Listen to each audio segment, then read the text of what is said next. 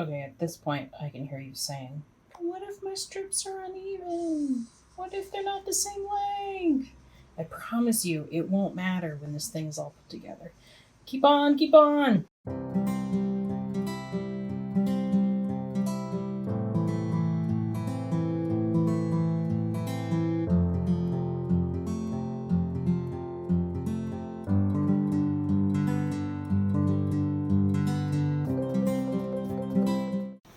Hey everyone! I want to do a quick tutorial today on how to make some of those rag swags that you're seeing.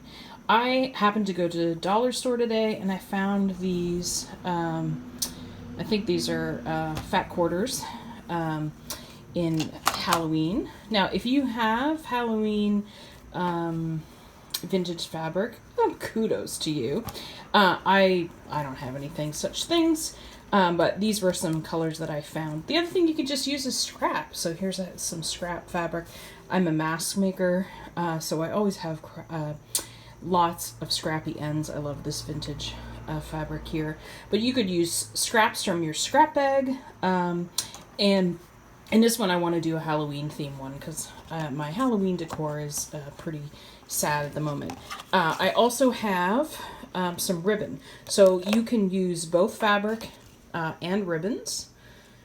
So either of those will work. And at $1 a piece, this is 1, 2, 3, 4, 5, 6, 7, 8. $8, $9 because I bought the twine too. But you could use yarn, you could use cable, but this is the jute cord that everybody tells you to buy. So that's, what did we say, $9? And that should give us a nice size runner. The other thing you're going to need is a cutter. Now you can use scissors, absolutely fine. This is out of my quilting. This is a rotary cutter, and it will make quick work of these scraps. A ruler and a cutting board. Now the basic measurement for these are going to be, as long as you want, I'm probably going to make mine about 6 inches, and by, let's say, maybe 1.5, maybe 1. You can play around with the dimensions. So how wide do you want it, as well as how long you want it. So I'm going to go about 1.5 by 6. And again, this is not rocket science. We are not making the Mona Lisa. So if you are not a person that enjoys kind of, really long drawn out projects, this is the project for you, because I am not precision, but I love these kinds of crafts. So let me get my supplies out and then we'll go again. Did I mention that I got these fabrics at the dollar store? Man, it's amazing what you can find in American dollar stores. So I have all my fabrics laid out. I've got 2 of the kitties, 2 candy corn. I've got 1 pumpkin and 1 kind of spook town. There's absolutely, I'm guessing at this. I don't even know. Maybe I don't even need 2, 4, 6 fat quarters. Probably don't even. And then I've got my ribbon laid out. Now the ribbon is going to be a little bit skinnier than what we're going to do with the project. And that's actually awesome because it's just going to add some texture and some dimension. So when you're cutting with the Omni mat, please be careful that you always start down here at the bottom of the line. Don't start at 1 because you'll make a 5-inch cut. You always have to start down on the bottom line. And again, it's not science. We're just going to kind of fake it till we make it here. So we're going to cut a line at the 6-inch line. And we're going to go, I don't know, that doesn't actually, I don't even like that. Because we're going to lose about 1 inch when we tie it. I think I'm going to go 8 inches. I think that's what I'm going to do. 10 might be nice too. I think you could play around with this and just see. Let's split the difference and make it 9. See how I work here? I'm just going to I don't know. Let's try for 9 inches. Let's go. All right. So here's all my ribbons cut up. Now, let me tell you, some of these are 9, some of these are 8.5, some of these are 10.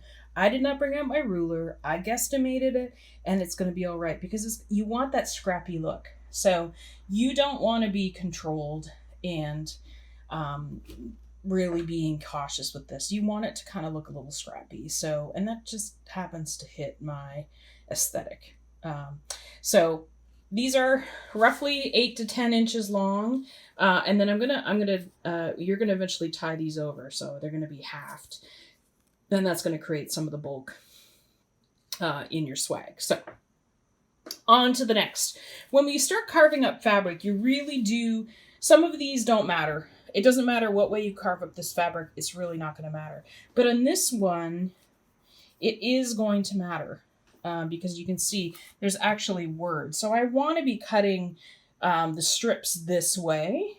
And you'll waste a little more fabric when you do that, but I think, if you can get a boo, that could be there. So you want to go with the grain of the fabric. Really, the pumpkin fabric is kind of going a bunch of different ways, so I won't be so cautious with that, as is the kitty. But this one, I really want to cut my strips this way so that I'm really, if I get a word, it's proper. Now, again, you could cut whatever way you want. It's a scrappy kind of quilty looking thing. But that's the only thing I'm going to warn you is just watch the way your fabrics go. On this one, I'm not going to worry about cutting on the bias. If you cut on the bias, it'll give you a little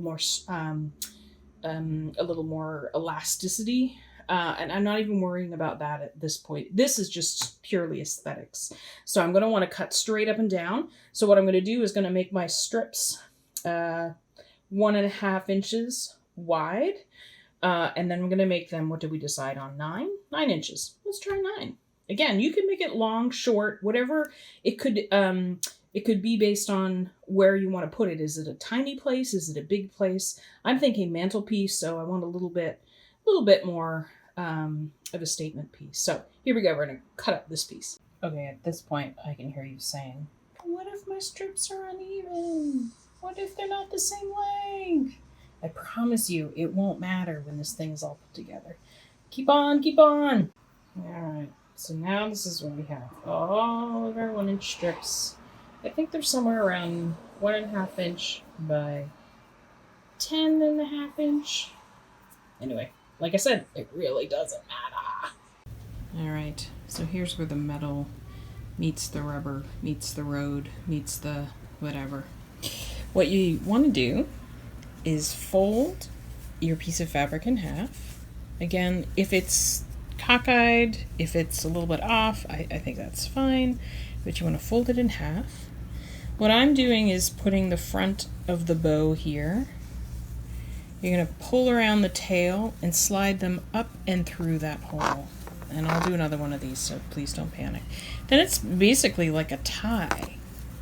And I've never tied a tie, but I imagine that's what it's like. And you just have this really good knot. And before you tighten the tie or the knot, you can kind of adjust what fabrics you see out there, okay?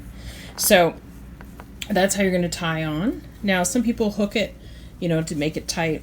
I don't think you really need to because these can slide all over the place. And let me show you how far I've come. You guys are going to think, she cheated. But I've come a ways, baby. This jute, when it gets tied up, it's so here's where I'm at so far.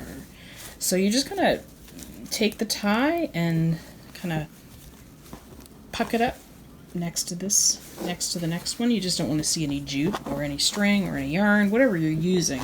The nice thing about this is it's very, very forgiving. So I'm going to take another piece. This is my cat piece. Again, I'm going to fold it in half, have the loop at the top, wrap the tail around the jute, and come through that loop and pull.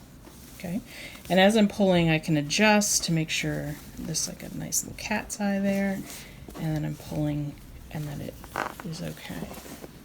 All right, so you're just going to keep going and going and going, and see how I'm not following a pattern. I'm literally just doing this very, very, very ad hoc, and that's the way you want it to be. It's kind of, I'm just mixing my lights and my darks, basically, which is kind of a quilting principle, is you just want to kind of keep some consistency of light and dark, so that if that helps you when you're trying to put together a pattern, or if you have the exact same amount of pieces, of course you can do a pattern, but it's not really, it doesn't really require that. So here's the ribbon.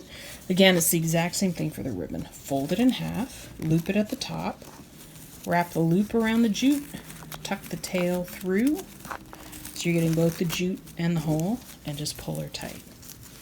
And that just, that's just adding some different texture. There's a little bit of sparkle in this ribbon. That's all that's doing. Okay. So again, no real rhyme or reason. Loop over the top. Whoop. And this you could sit and do, and I'm going to sit and do this tonight while watching some YouTube. So this is very much an activity that you can do while you're doing something else. And again, just pull them tight, and as you can see, just a riot of color. Again, you could do this for any season. You could do it for Christmas, you could do it for Easter. If you know someone's colors in their kitchen, you could do a play on that as well. And little inch and a half strips, if you're a sewer of any kind, you know you have a whole bag of these somewhere. So make them fun and interesting. And I'll let you know. I'll let you see when I'm done. All right, so we've finished. I think I was hoping for one straight across piece, but I ended up with a nice scrappy swag for my faux fireplace. But I think it turned out okay. It's nice and full. There's lots of good color in this, lots of movement. I'm generally pretty pleased. So there you go. Got a little fall/Halloween theme swag. Scrappy swag.